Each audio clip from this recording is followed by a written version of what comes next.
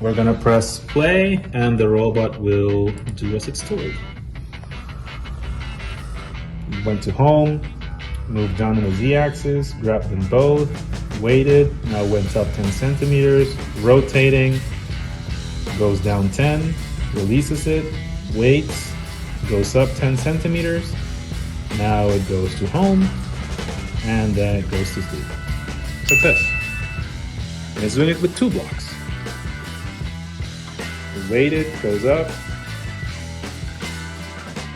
75 degrees in that direction, drops them, comes back, home position, and then sleep.